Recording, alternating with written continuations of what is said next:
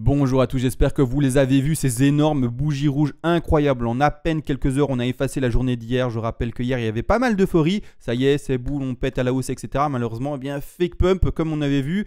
C'est-à-dire qu'on vient d'écraser tout le mouvement d'hier en à peine quelques heures. Et voilà, ça peut faire mal à beaucoup de monde. Également, avant de commencer la vidéo, parce qu'on ne passe pas bear ou boule d'un seul coup, il faut bien entendu analyser les indicateurs et faire finalement un cumul de ça et donner finalement un résultat final. Je demande à tous les abonnés qui ont des indicateurs qui sont boules de me les partager dans les commentaires. J'en vois pas ou quasi pas. Je ne vois uniquement devant mes yeux que des indicateurs qui m'indiquent un marché bear, une baisse, un écrasement et un crash. Donc, à part le W qui est visible en monthly pour le moment, parce que si on écrase tout, il n'y aura plus de W, à part les divergences également, et à part la falling wedge qui sont sur le RSI, qu'est-ce qu'il y a d'autre? D'accord, pour le moment, rien n'est confirmé. C'est tout ce que je vois de réellement boule. Alors, dites-moi clairement dans les commentaires, il y a ça que tu n'as pas vu, il y a ça que tu n'as pas vu, il y a ça que tu n'as pas vu, et j'en ferai des vidéos avec des signaux boules, mais je ne vois pas de boules, que ça soit dans n'importe quel finalement, ou quasi n'importe quel indicateur. Donc aidez-moi s'il vous plaît à trouver des indicateurs qui sont boules, parce que j'ai du mal. Malgré tout, nous on va analyser ça, et encore voir, je suis désolé, mais des indicateurs qui sont bear, qui nous montrent en fait qu'on va aller plus bas, qu'on va écraser.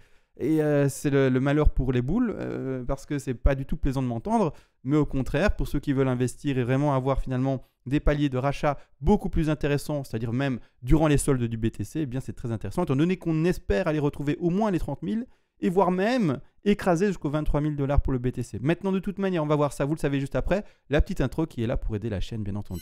T'as envie d'apprendre à surfer? Je t'ai fait une petite pépite avec tout ce qu'il y a à savoir. Tu seras le masterclass de ta région et tu pourras analyser tout ce que tu veux. Tu vas rayonner. Plus besoin de lampadaire dans ton quartier, ça sera toi, la lumière. Plus sérieusement, tu veux apprendre à aller plus loin que ce que je montre en vidéo. Tu sais quoi faire. En plus, ça récompense le travail que je te partage. Surfe la vague.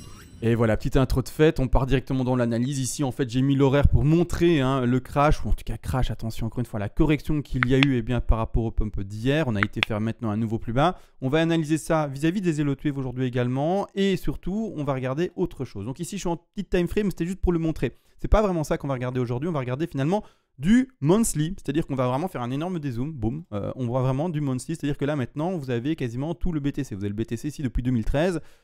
Pour montrer le BTC depuis toujours, c'est depuis ici. Vous avez tout le BTC, d'accord? Donc, monthly, c'est une très très grande time frame. On va la regarder bien entendu. Je passe ici sur une time frame qui me permettra d'avoir finalement le cours en direct parce que le BLX, il y a un petit décalage. Regardez, le BLX, il est encore positif, 2,45 alors qu'on est à moins 5. Donc, je vais quand même aller sur un cours qui est plus dynamique, plus mis à jour bien entendu.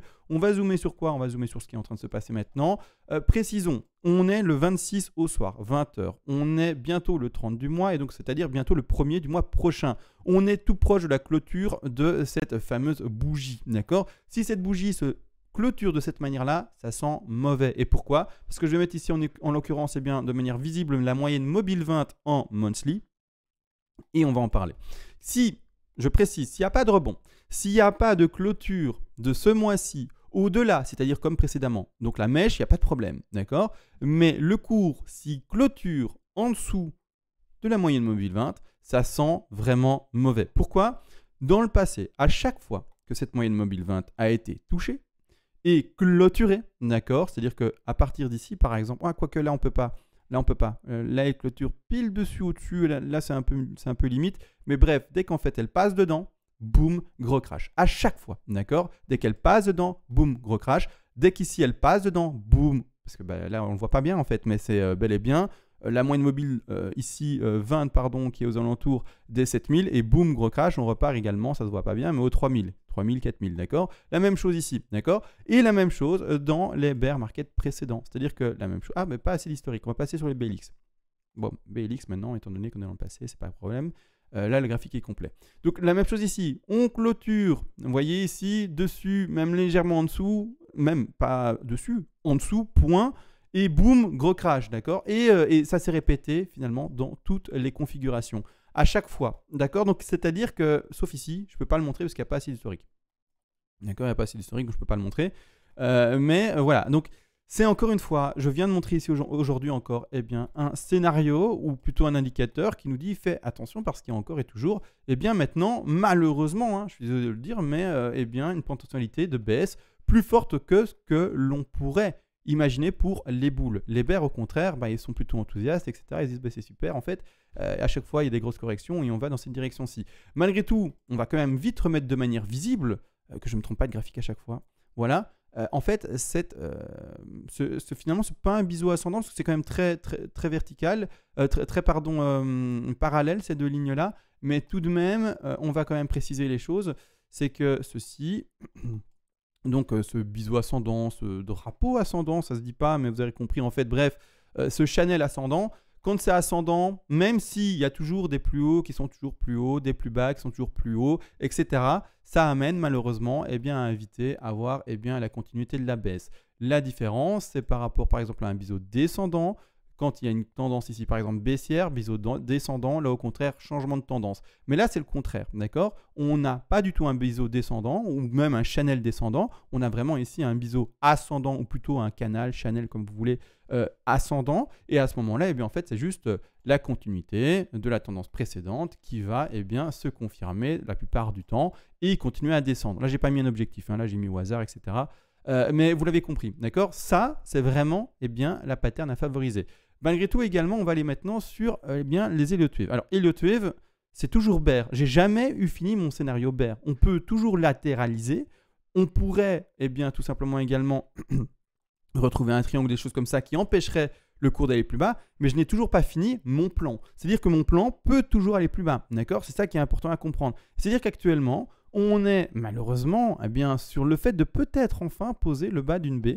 C'est-à-dire qu'enfin, on aurait fait notre première A. Notre B, on va en parler en zoomant dessus. Et puis enfin, écraser avec notre C. La C peut très bien se faire de manière plutôt légère. Et c'est-à-dire ne pas faire un plus bas. Donc à ce moment-là, faire par exemple un double bottom sur les 33 000. Et puis on finit toutes les figures. La Z, la grande 2, l'énorme 2. Et puis enfin un bull run et let's go. Et on n'aura pas fait de nouveau plus bas. D'accord, vous voyez le plan. C'est-à-dire que je vais mettre le plan de manière visible par rapport à la Z. De cette manière-là, WXYX, gros rebond quand même de X et puis Z. On fait que des bottoms finalement. Et puis let's go. On va to the moon parce qu'après c'est to the moon, d'accord?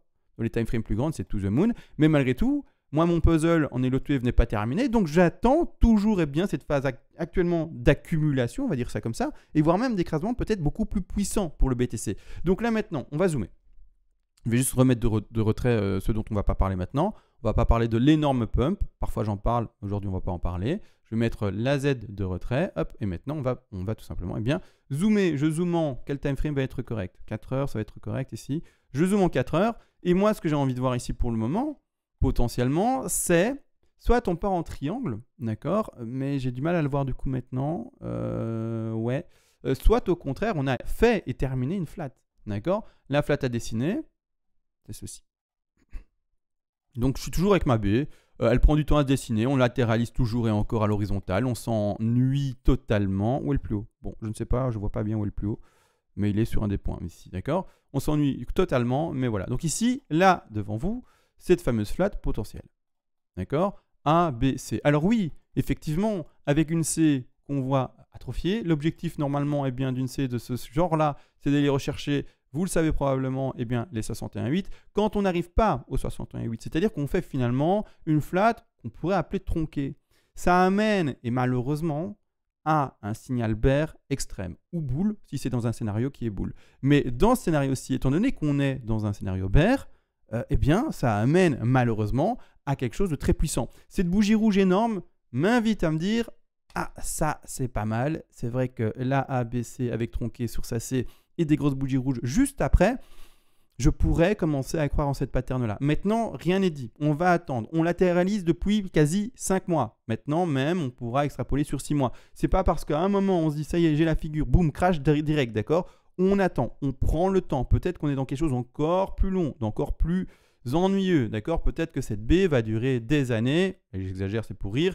Mais on a compris un bon paquet de semaines encore. Peut-être qu'on est sur une consolidation plus longue, que la flat va même aller refaire un nouveau plus haut, mais j'aurais toujours pas fini ma B, d'accord? J'attends de la finir. Quand est-ce que j'aurai fini? Quand vraiment, enfin, en fait, soit maintenant, parce que là, je compte bel et bien 5 vagues, bel et bien une correction en 3 ici, donc soit maintenant, soit plus tard si ça latéralise encore à l'horizontale, mais c'est-à-dire que je veux maintenant pouvoir lire et visualiser sur le cours un rebond, et c'est bête, mais pour pouvoir valider ma B, je veux visualiser un rebond. C'est bête, mais maintenant, j'aimerais visualiser un rebond C'est-à-dire que j'aimerais voir ceci. Ceci. Oh, on ne voit pas encore. Boum, boum, boum, boum. Je le dessine vite fait. Je le mets de manière visible, je le mets en minuscule et je vais changer sa couleur, je vais le mettre en blanc. Je vais mettre également les traits en un peu plus fins, comme ça ne gêne pas. Et je veux un rebond en fait. C'est bête, mais je veux un rebond. Pourquoi? Parce qu'en fait, toujours et encore, on ne descend ou on ne monte jamais qu'avec une seule tendance, qu'il soit vert ou rouge, d'accord? Quand c'est boule, il y a également du rouge, et quand c'est vert, il y a également du vert, d'accord? Donc ici, clairement, il faut comprendre que je veux un rebond, parce que pourquoi? On compte la C en 5 vagues. Ça va se faire en 5 vagues, d'accord? C'est-à-dire que, pour terminer ma C, si on écrase, c'est-à-dire qu'on rebondit, puis on écrase, puis on rebondit, puis on écrase, je voudrais 5 vagues, d'accord? Je voudrais décompter 5 vagues. Dans la configuration où on est maintenant, d'accord? En extrapolant le plus gros crash. Je parle vraiment du plus gros crash, je vais regarder à quel prix ça pourrait nous mener par rapport au plus bas qui est fait maintenant, d'accord? Si ça, d'un mouvement finalement homogène, ça continue à baisser, donc je vais prendre une petite flèche, d'un mouvement homogène, ça continue à baisser comme ça, d'accord? Et qu'il n'y a pas de réel rebond, qu'il n'y a pas de... vous aurez compris, je vais faire un autre rebond, de rebond, je ne poserai pas. Tant qu'il n'y a pas en fait de rebond, je ne poserai pas ma une. Au moment où je parle, pour la pédagogie, je vais la poser là où est-ce qu'en fait elle est le plus bas. D'accord? Donc la mèche où elle est le plus bas. D'accord? Je n'ai pas encore fait le travail en horaire là-dessus. Malgré tout, c'est-à-dire, par rapport à cela, on va faire le travail. Rebond attendu au moins à 50, 61,8. C'est les stats. D'accord? Donc on va faire un rebond ici par rapport à un Fibonacci. Où sont mes raccourcis? Ah oula, qu'est-ce qu'ils font là-bas en bas à gauche? Bon, je les prends. Hop. Là, c'est parti, je le prends. Rebond 50, 61,8. On va le poser sur les 61,8 parce que c'est vraiment très statistique tout ça. Hop, de cette manière-là, on prend le Fibonacci de retracement. Hop, je le prends, d'extension, pardon. On le pose. J'ai dit qu'on faisait, bien entendu, l'extension maximale de cette affaire-ci. Donc, c'est-à-dire qu'on va chercher, je suis désolé, 423,6. Ensuite, rebond à nouveau de 4. Et puis après, on va chercher le rebond de 4. Donc, classique, 38,2. Hop, hop, hop, on va chercher 38,2 et ensuite max, toujours, c'est-à-dire le maximum ici. Pour cette dernière 5, ce sera les 261,8% de Fibonacci. Vous le savez probablement. Je vais prendre mon Fibo, je vais le poser sur le bas de 4 et je vais chercher ici la 5. La 5 va nous amener à ce moment-ci, dans cette configuration-ci, à 25 000 $. D'accord? Et à ce moment-là, quand j'aurai fini mes 5 vagues, ça sera terminé. D'accord? Pourquoi est-ce que j'ai mis les extensions les plus fortes pour le moment? C'est-à-dire que, premièrement, il faut comprendre une chose, donc c'est-à-dire que dans tous les crashs précédents, je vais repasser en quelque chose de visible pour les crashs précédents, on va passer en weekly, les crashs ont été forts, d'accord? Donc c'est pour ça que je ne vais pas non plus, donc quand il y a eu vraiment un moment de break, vous voyez ici le scénario qui était en 2018 jusqu'à 2019, quand il y a eu un break, c'était pas, il y avait des extensions dans tous les sens, on a chaque fois été chercher les extensions les plus fortes, d'accord? Je ne vais pas maintenant, sous prétexte qu'on va enfin faire une année différente, tout d'un coup me dire du coup on va favoriser les petites extensions, les plus faibles, on va faire un petit crash, etc. Tous les crashs du BTC ont été impressionnants. On a à chaque fois été pour le BTC et tous les altcoins quasiment, attention, il y a des altcoins qui sont en contre-tendance, mais quasiment retrouvé une correction de 85,4% de Fibonacci. C'est-à-dire que même maintenant, si on va retrouver la correction actuelle, alors je vais surtout un graphique sans trop de dessin. Voilà, voilà, on y est. Et que je prends mon Fibo, on enlève le log. Voilà, comme ça c'est mieux, j'enlève le log. Parfait, je prends mon Fibo et que je l'étale, que je l'étends, c'est mieux. Que je l'étends par rapport à tout le mouvement. Même si on va chercher le prix, donc des 25 000, 23 000 d'ailleurs avec le gap, etc., on ne sera que d'ailleurs sur, donc je vais étendre ça de cette manière-ci, voilà, la zone box target. Même si on va chercher ce niveau-là, on est uniquement sur une correction de 61,8%. Même si on ne crache que jusque-là, entre guillemets, ou jusqu'à là, ça sera le scénario de crash historique le plus faible du BTC. La plupart du temps, le BTC, quand il crache, il va chercher ce niveau-là.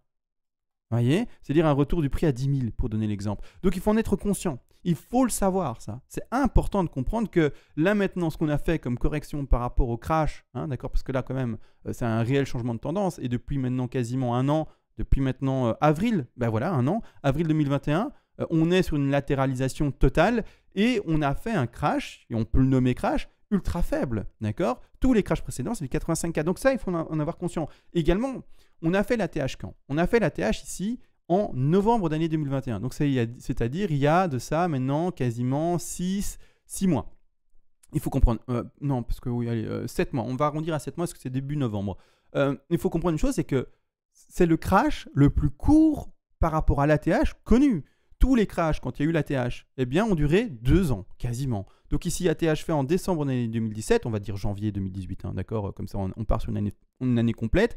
Et on part sur le bottom connu, eh bien, en fin d'année 2018. Donc, 1 an total. Là, on est sur quoi? 6 mois. Donc, c'est vraiment très court. Et en plus de cela, avant de s'extraire et redépasser l'ATH précédent, on aurait mis, donc on repart sur janvier d'année 2018 pour faciliter le calcul, on aura mis fin d'année 2020. D'accord? Vous voyez ici, fin d'année 2020 en novembre. Donc, quasiment 2 ans. Donc là, maintenant, avec un ATH fait, on est à 6 mois. Et selon l'historique du BTC, il est trop tôt pour commencer à crier « Let's go pump, wow, voyez, on va faire la fête à la plage ». Non, d'accord? Et ça se répète. J'ai montré ici le crash de 2018, mais ça se répète. Hein, ça se répète tout simplement sur les différents crashs. Ici, oula, l'historique est chelou. On va passer sur un historique un peu plus correct. Voilà. Ah, il n'y a pas assez d'historique. On va sur le BLX. Excusez-moi. Petite manip. Voilà, là c'est beaucoup mieux. Voilà, il n'y avait pas eu... bref, c'était chelou. Ici, clairement, la même chose. On repart quoi? En novembre d'année 2013, donc quasiment 2014. Et le bottom a été reconnu quand? En janvier d'année ici. Attendez, je ne me trompe pas. C'est ça, 2013. Ah ouais, c'est bien ça. Hein. 14, janvier d'année 2015. Donc également un crash qui dure 1 an et un peu plus pour retrouver son bottom. Ensuite, extraction et enfin réellement repasser au-dessus du dernier ATH en 2017. Donc ici, 2013, quasi 2014, à 2017, on est sur quasiment 3 ans, d'accord? 2 ans, mais voilà, 2 ans et quelques mois, parce qu'on est en janvier d'année 2017 seulement, on n'est pas en fin d'année 2017. Mais on se sera compris, c'est des crashs qui durent, d'accord? Et là maintenant, tout le monde, et je ne dis pas tout le monde, mais beaucoup trop de monde, oublie ça du BTC. Le BTC est très volatile. On est seulement, mais il faut en avoir conscience, au 3e cycle fait. On entame le 4e cycle. Il y a des dizaines de cycles à attendre jusqu'en 2142 encore d'halving. D'accord? Donc là, maintenant, on est tellement tôt, on est tellement early adopter, et ça, cool, hein, vous devez bien le prendre, c'est super de savoir ça. Mais on est tellement tôt que la volatilité, il est normal qu'elle soit encore disponible là, présente. Et donc, ça ne m'étonnerait pas de reconnaître une volatilité aussi importante que les cycles précédents. Pourquoi est-ce que ça serait l'exception cette fois-ci? Bien sûr, je veux croire en exception, que mon portefeuille, dans 6 mois, il soit à 1 million d'euros parce que le BTC est à 1 million. Le problème, c'est que, bon, j'ai pas dit que j'avais un BTC, hein. J'ai donné des chiffres au hasard, hein, parce que je veux pas dire combien j'ai, etc., bien entendu. Mais le truc, c'est que c'est important de comprendre qu'on veut tous que ça soit vraiment une fusée. Mais il faut redescendre sur Terre, et qu'est-ce qui s'est passé? Est-ce que je veux croire en ce scénario exceptionnel qui go, let's go, fusée, direct, etc. Ou est-ce qu'au contraire, je veux croire en ce qui a été déjà vu et finalement normalisé pour le moment, jusqu'à ce qu'un jour, eh bien, ça ne soit plus la norme, parce qu'il y aura des exceptions, parce qu'au contraire, on verra que ça ne réagit plus du tout au halving, parce qu'on verra que, en fait, eh bien, peut-être qu'il y aura un bear pendant 12 ans et un bear market pendant 12 ans, et du coup, on dira, ben, en fait, oui, effectivement, il n'y a plus de cycle. Peut-être qu'il y aura un bull pendant 12 années pour donner l'exemple inverse, et du coup, il n'y aura plus de cycle bear. Enfin, on s'est compris. C'est ça qu'il faut comprendre. C'est que pour le moment, on s'appuie sur ce qu'on connaît vis-à-vis de l'historique du BTC. Et plus tard, on verra si oui ou non on peut toujours s'y fier. Mais pour le moment, on se fie à ce qu'on connaît. Tant qu'on ne connaît pas autre chose, on doit se fier à cela. Donc là, maintenant, on a vu les lots tués, on a vu la moyenne mobile 20. Je ne vais pas faire plus long encore une fois. On verra demain, à mon avis, de nouveau le Gaussian. C'est assez intéressant. Mais bref, on va parler d'autres choses, bien entendu.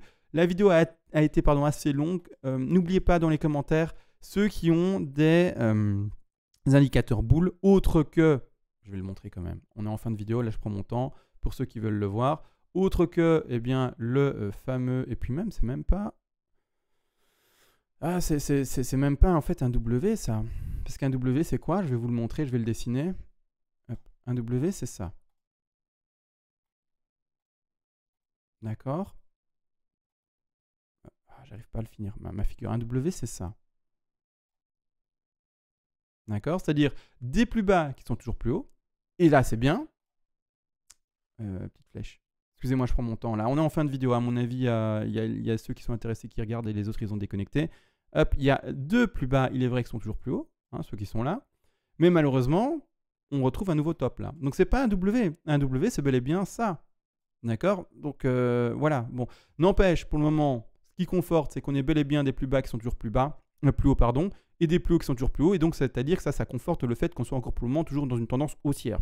C'est simple. On a des plus hauts qui sont toujours plus hauts et des plus bas qui sont toujours plus hauts. On reste dans une tendance haussière jusqu'au jour où Ça, et en fait, on aura fait un nouveau plus bas par rapport à ce dernier plus bas. D'accord? Donc, vous aurez compris. Donc, voilà, hein, d'accord? Pour le moment, tendance haussière.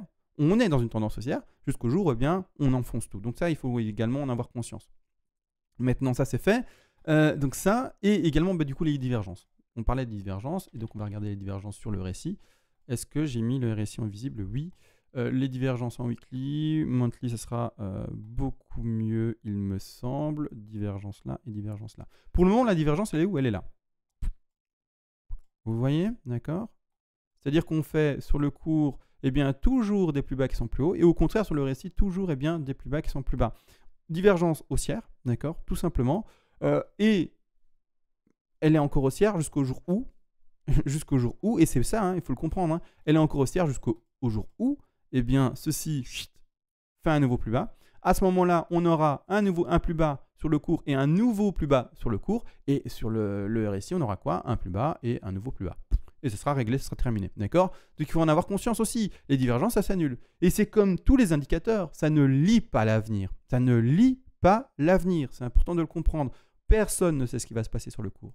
Mais juste, moi, personnellement, et c'est pour ça que je vous le demande, de me montrer autre chose que ce que je viens de montrer maintenant. Également, il y a le petit biseau, hein, descendant sur le RSI.